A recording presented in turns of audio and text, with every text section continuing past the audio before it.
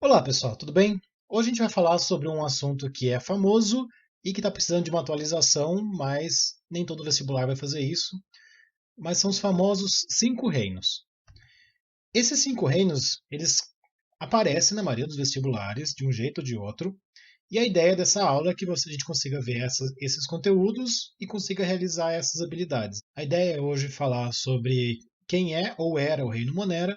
Eu vou aproveitar e falar um pouquinho sobre vírus que não está nesses cinco reinos e por quê. Quando a gente fala em organização de seres vivos, a primeira coisa que a gente tem que ter em mente é que essa classificação ela é constantemente atualizada, porque as pesquisas ainda estão sendo feitas, descobertas ainda são feitas, e conforme nós vamos aprendendo coisas novas, nós vamos olhando se essas informações que acabaram de chegar se encaixam nas nossas teorias, nas nossas hipóteses, ou se a gente tem que alterar alguma coisa. E a organização em cinco reinos ela foi proposta em 1969 e ela dividia todos os seres vivos em reino Monera, reino Protista, reino Fungi, reino Plantae e reino Animalia. Só que desde os anos 90 nós já tivemos vários motivos para alterar essa organização e hoje em dia, na maioria das faculdades, já se aceita que os cinco reinos, do jeito que foi proposto em 1969, já não é daquele jeito que a natureza é melhor classificada. Infelizmente, demora para essa informação da faculdade chegar nas escolas, porque você precisa ter uma descoberta, essa descoberta é questionada e ela é testada. Depois disso, essa descoberta vai ter que ser adotada pelos currículos. A alteração de currículo de ensino das escolas é um processo extremamente demorado. Tem currículo que fica 10, 15, 20 anos sem ninguém mexer. E isso acaba fazendo com que as escolas abordem essa informação atualizada de maneira irregular. Algumas escolas vão abordar antes, outras escolas vão acabar demorando mais. E isso faz com que não só as escolas abordem de maneira irregular, como os vestibulares também acabam usando essa informação atualizada de maneira variada.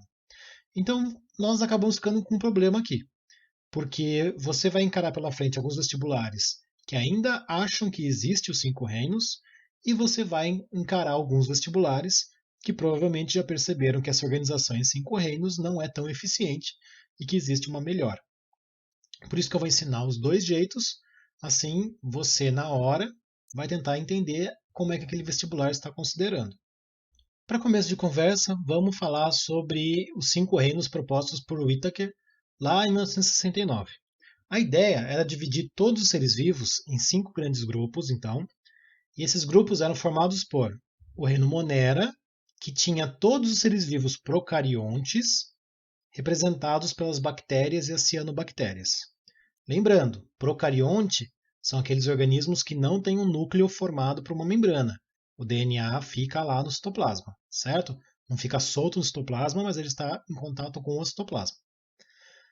Além do reino Monera, nós temos o reino Protista, que daí já são seres vivos que têm uma célula só, são unicelulares, e são eucariontes, então eles têm o núcleo, e incluía-se nesse grupo os protozoários, que são alguns organismos que a gente vai ver com calma, e as algas unicelulares, que são autótrofas, enquanto os organismos protozoários são heterótrofos. O importante é, todo mundo que é heterótrofo quer dizer que você não faz sua própria comida, você tem que comer de algum lugar, você tem que pegar nutriente de algum lugar. E quem é autótrofo faz fotossíntese ou quimiossíntese, você faz o seu próprio reserva de energia. Tá? O terceiro reino desses cinco reinos era o reino fungi, onde nós temos organismos que são unicelulares ou multicelulares. Eles não produzem seu próprio alimento e eles se alimentam absorvendo nutrientes do meio. Ou seja, eles não necessariamente caçam ou devoram ninguém, não predam ninguém. Eles são principalmente decompositores. Tá? O reino Plantae inclui todos os organismos que fazem fotossíntese e possuem mais de uma célula. A gente representa eles pelas algas e pelas plantas terrestres.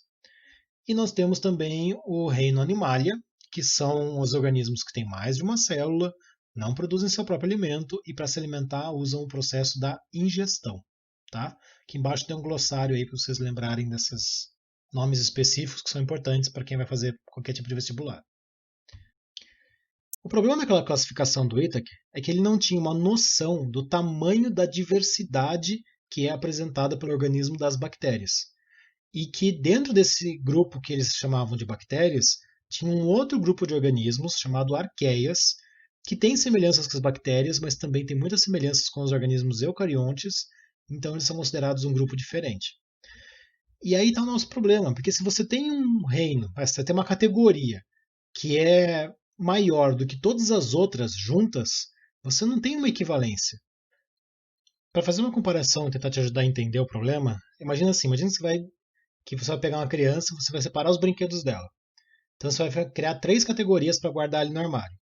Nós temos os brinquedos azuis, nós temos os brinquedos vermelhos e nós temos os brinquedos de todas as outras cores do universo. Você vai olhar essa estante, vai ter 3 brinquedos no azul, 4 brinquedos no vermelho e 138 giz, qualquer coisa guardado na outra categoria. Essa organização não está organizando nada, você tá deixando todo mundo junto, entulhado, sem conseguir entender o que você está vendo ali. Então, essa organização do Reino Monera não estava boa. E para corrigir isso, foi sugerido a criação de uma categoria acima do reino. Então agora nós consideramos que nós temos o domínio. E a natureza é dividida então em 3 grandes domínios. O domínio bactéria, que inclui as bactérias verdadeiras, aquelas que a gente pensava quando falava do reino Monera. O domínio das arqueias, que são organismos que têm a semelhança com a bactéria pelo fato dele não ter núcleo organizado. Eles são encontrados em ambientes extremos, só que tem várias características das arqueias que são semelhantes com os organismos eucariontes.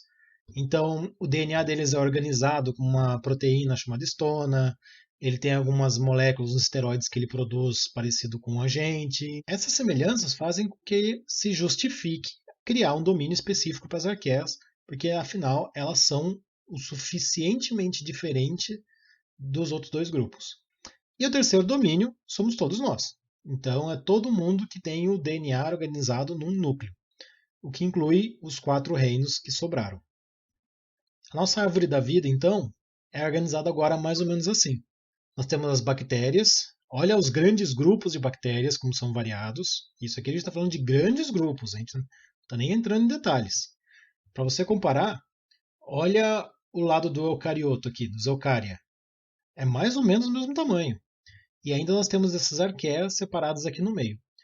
Uma coisa interessante, repare primeiro nessa árvore da vida que tanto os eucariontes quanto as bactérias, nós viemos de um primeiro ancestral comum. Nós vamos ter uma aula mais para frente discutindo a origem da vida, e a gente tem bem claro, pelo menos a comunidade científica tem bem claro, que os organismos que vivem na Terra vieram todos de uma origem em comum. É muito improvável que a gente venha de vários surgimentos de primeiros seres vivos e tenha tantas semelhanças que nem a gente tem. Outra coisa importante repare que a arqueia e a eucária é um grupo irmão. A gente tem um ancestral que é só nosso e não é da bactéria. É esse cantinho aqui, ó. Essa espécie deu origem às arqueias e aos eucariotos. Aí todos os eucariotos têm um ancestral em comum, tá certo? Então, a árvore da vida é muito útil para a gente estudar essas relações de parentescos e entender quem veio da onde. E é justamente por isso que a gente criou esses 3 domínios. Porque imagina você tentar criar um reino. Então, tem um reino com todos esses, outro reino com todos esses, outro reino aqui.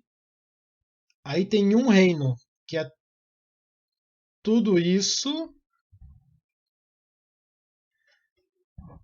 que é junto aqui. E tem um reino que é tudo isso aqui, ó. Isso não é organização, tá certo? Então, esse método de usar 5 reinos, ele está ultrapassado e ele não deve mais ser utilizado. Aqui a gente vai entrar naquela parte que eu falei para vocês que cai menos em vestibular, mas deveria cair. E talvez se as pessoas estudassem isso que eu vou falar com vocês agora, a pandemia atual não tinha chegado no estado que está. Então vamos dar um pouquinho de atenção para os vírus. Em que reino que os vírus estão? Em nenhum, certo? Por quê? Porque ainda existe muito debate se o vírus é um ser vivo e, sendo ser vivo, merece parar naquela árvore da vida. vocês terem uma ideia de como esse debate está travado, foi criado um Comitê Internacional de Taxonomia de Vírus em 1966 para resolver essa treta, e eles ainda não chegaram numa conclusão, tá certo? 1966. Supondo que os vírus sejam vivos, eles são organismos parasitas intracelulares obrigatórios, porque o vírus ele não tem uma célula própria, ele não tem organelas.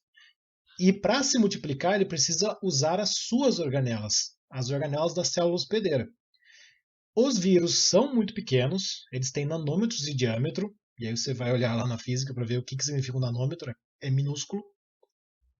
E os vírus são absurdamente diversificados. Você vê vírus de, nossa, em tudo que é forma, tá certo? Mas algumas coisas eles têm em comum. O que eles têm em comum é o vírus precisa de um material genético, que é o que ele vai mandar a célula duplicar, e ele precisa de uma cápsula feita de proteínas que protege esse material genético e permite que esse material genético vá de uma célula para outra. Essa cápsula se chama capsídio, tá? Tem uma imagenzinha aqui no canto para você olhar. Isso daqui é um dos exemplos de vírus, tá? Existem incontáveis. Só que a lista de diferença entre os vírus ela é muito mais ampla. E o que define muito a forma do vírus é que células que eles infectam e como eles se transmitem de uma pessoa para outra. Então vamos falar um pouquinho das características de um vírus. Vamos começar pela presença do envelope. O que é envelope? É essa camadinha de gordura que o vírus tem em volta dele. Essa camadinha de gordura ela é muito útil para fazer o vírus atravessar a membrana. Repara que aqui o vírus está vindo. Eu falei com vocês lá no segundo ano que a membrana era semipermeável. Teoricamente, ela não conseguiria deixar esse vírus entrar. Só que o vírus ele já é adaptado para que essa membrana dele se prenda à nossa membrana, as duas se mesclam, porque as duas são feitas de gordura, e quando as duas se mesclam, o vírus vai para dentro da nossa célula e está aqui pronto para te parasitar, certo? Uma questão importante é, o vírus consegue prender na sua membrana porque ele tem proteínas no próprio envelope dele que são proteínas que vão fundir as duas membranas. E é aqui que vem o ponto mais interessante, porque essas proteínas elas são específicas para a célula que ele vai afetar. É por isso que esse vírus ele vai atacar um lugar específico no corpo e vai ficar famoso pelo sintoma que ele causa. Então, por exemplo, um vírus de dor de garganta, ele causa esse efeito naquele lugar porque ele consegue interagir com a membrana da garganta e se prender, tá certo? E mais importante do que isso é, essa especificidade é um dos fatores que faz ser muito raro você ter vírus de uma espécie de animal migrando para outra espécie. E mesmo quando esse vírus de uma espécie afeta outro, tem que ser uma espécie parecida para que as células tenham proteínas parecidas na membrana. Então, se esse vírus aqui ele ataca, sei lá, cavalo, ele conseguiria talvez migrar para atacar uma zebra, por exemplo. Porque o cavalo e a zebra são parentes próximos, lá na árvore da vida, e portanto têm membranas parecidas. Além daqueles vírus que usam envelope como estratégia, nós temos vários vírus de forma complexa, inclusive esse muito famoso aqui, que é o bacteriófago, que tem o formato de uma navezinha espacial. Aqui está o capsídeo que eu falei para vocês, o material genético está aqui dentro. E ele é muito interessante porque ele vem com umas fibras para prender e ele vem com uma espécie de agulha que ele usa para injetar o DNA dentro da célula-alvo. E isso aqui também é um vírus específico, porque ele precisa se prender bem na membrana para conseguir injetar, mas é um vírus extremamente interessante. E tem vários outros, né? Tem um vírus que o corpo dele engana os seus receptores, aí o receptor pega e puxa a parte dele para dentro. Enfim, tem tanto vírus quanto tem célula nesse mundo, tá?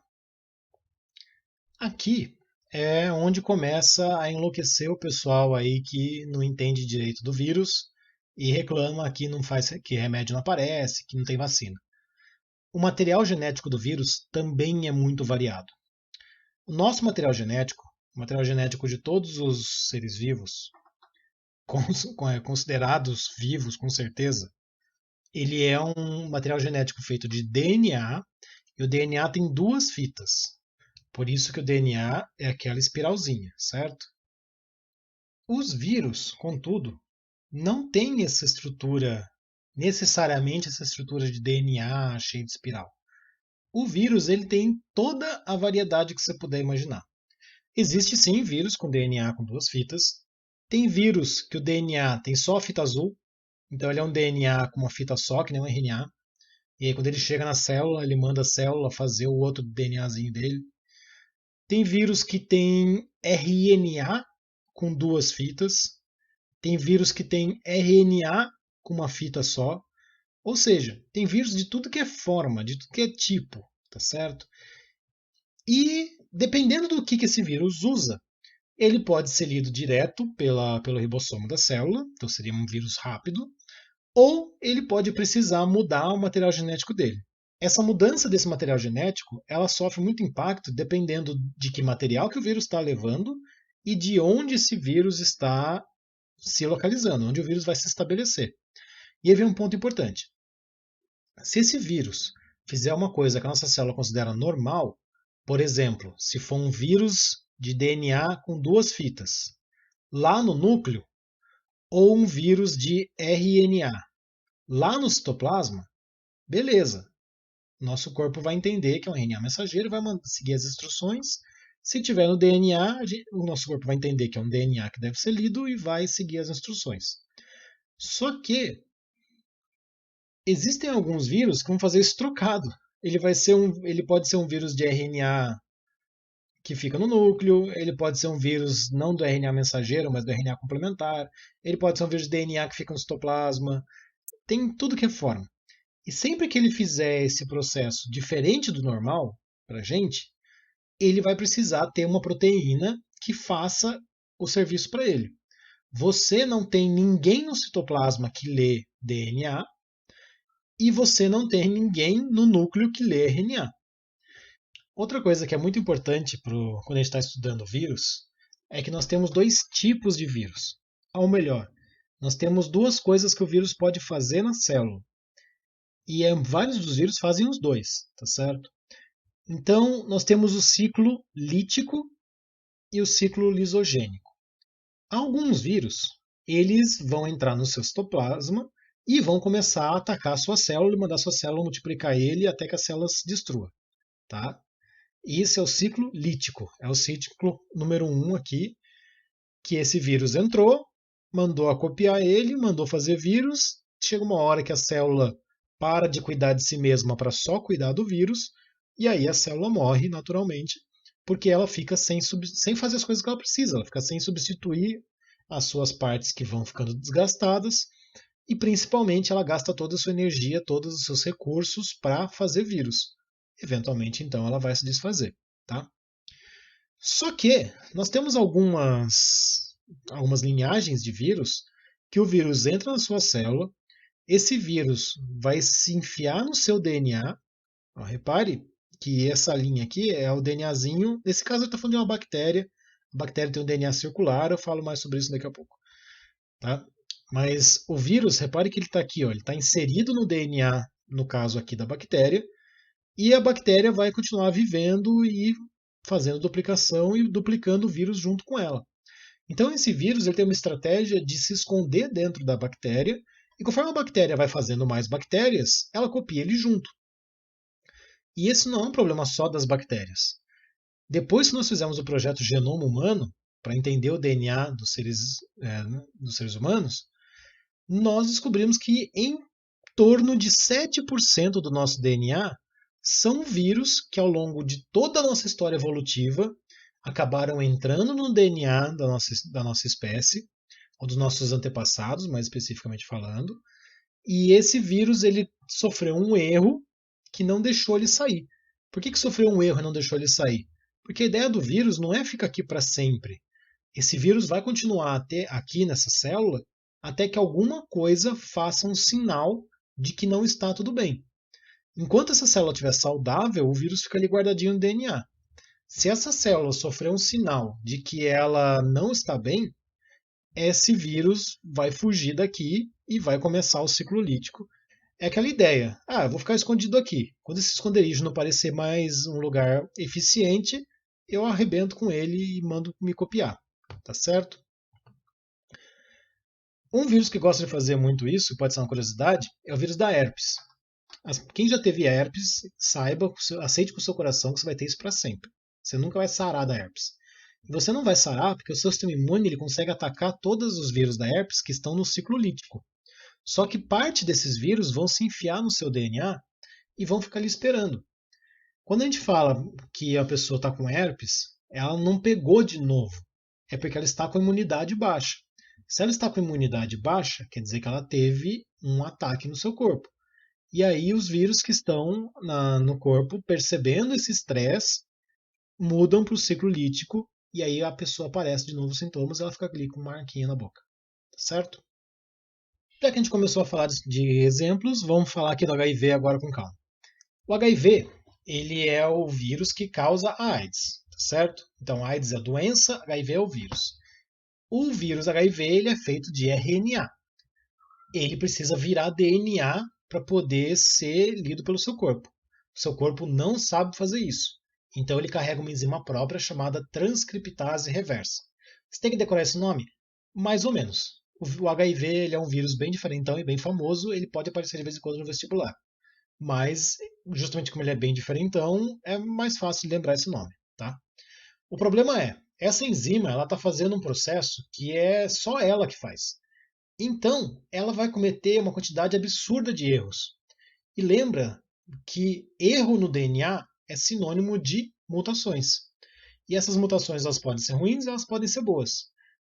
O que acontece principalmente é que o vírus nem tanto melhora e nem tanto piora, mas ele fica diferente. E como esse vírus está sempre ficando diferente, é impraticável a gente criar uma vacina que funcione contra todos os HIV do mundo. Porque o tempo necessário para criar uma vacina, testar a vacina, aprovar ela, é maior do que demora para esse vírus começar a ficar todo diferente. Quando a vacina ficar pronta, o vírus já mudou completamente. Então, outro problema do HIV é que ele é um vírus que ataca células do sistema imune. Isso faz com que o nosso corpo ele fique indefeso e você não vai morrer necessariamente do HIV. Você vai morrer porque você vai pegar qualquer infecção boba que o seu corpo ia resolver sem o menor problema, só que sem nenhuma célula de defesa, o seu corpo acaba perecendo, mesmo uma gripe. E as formas de você contrair HIV, elas incluem sexo sem camisinha, tanto sexo entre casais heterossexuais quanto homossexuais. A maior parte das meninas, elas pegam HIV através do sexo com meninos, tá certo? Você tem compartilhamento de drogas injetáveis, contato com sangue contaminado, parto sem acompanhamento adequado, ou seja, troca de fluidos que tenham mais relação ou com os órgãos reprodutores ou com o sangue, tá certo? Não pega através de beijo, de abraço, suor, nada do gênero. Para combater esse vírus, a gente usa uma coisa que a gente chama de coquetel. O coquetel, ele na verdade, ele é um punhado de medicamentos antirretrovirais, ou seja, anti esse vírus. No Brasil ele é gratuito e o SUS disponibiliza para quem pedir.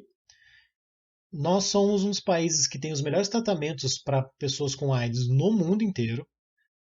A oferta de preservativos para prevenção, acompanhamento, tudo isso o Brasil é um dos líderes, inclusive na quebra de patentes para produzir o coquetel genérico. O problema é, esses remédios eles têm efeito colateral e você precisa tomar vários, porque lembra uma coisa muito importante. Sempre que você pensar em AIDS, você tem que lembrar que esse vírus muta muito. Ele sofre alterações constantemente. Então você toma vários remédios para garantir que pelo menos um deles funcione com todos os vírus que estão no corpo da pessoa. Repare aqui, ó, que de 37 milhões de pessoas no mundo com HIV, quase 1 milhão está no Brasil, e esse 1 milhão, se for até o SUS, vai receber os medicamentos, o tratamento. Olha aqui na forma de transmissão. 86% das mulheres pegou AIDS tendo relação com homens infectados, 13% com todos os outros metodologias. Os homens, mais homens pegaram HIV fazendo relações com mulheres do que relações homossexuais. Mesmo que a gente incluísse as bissexuais junto, ainda dava mais homens tendo relações heterossexuais do que homossexuais. Ou uma quantidade razoável através de contaminação com sangue, e aí entra as drogas injetáveis e coisas do gênero, que são mais comuns em homens. E aí vem uma coisa importante. A AIDS ela demorou muito para ser abordada, porque por muito tempo houve um preconceito de que era uma doença que afetava só os homossexuais. Sempre que você tem uma doença que afeta só um grupo de risco que sofre preconceito, essa doença geralmente é deixada de escanteio. E quando ela começou a afetar pessoas, não só essa comunidade homossexual, mas sim pessoas casadas, pessoas que acabaram tendo relações desprotegidas com pessoas que conheceram na mesma noite, ou com pessoas que trabalham com sexo por dinheiro. E essa população, geralmente homem, acaba voltando para o seu casamento e passando o HIV para suas companheiras. E é por isso que eu não posso recomendar o suficiente o quanto é importante, principalmente para uma adolescente, fazer sexo com camisinha. Existe um tabu muito grande, é uma cobrança dos meninos por não querer usar a camisinha, mas é uma doença que não tem cura.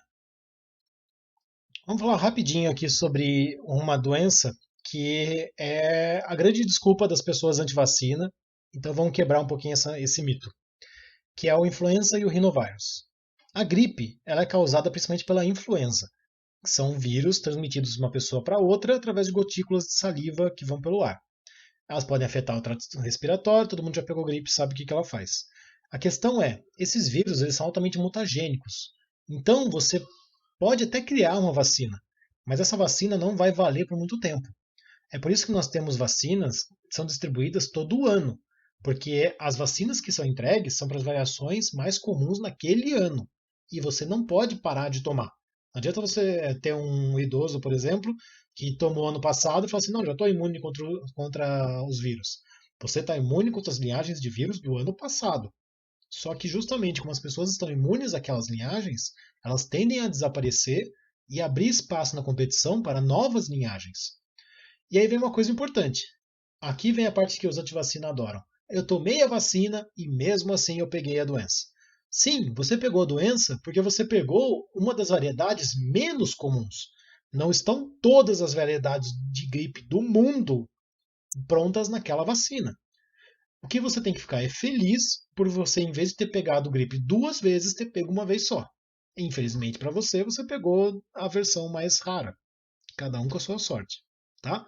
Mas isso não é justificativa de você não tomar vacina, falando que vacina não funciona. Ela funciona contra aquilo que ela é feita.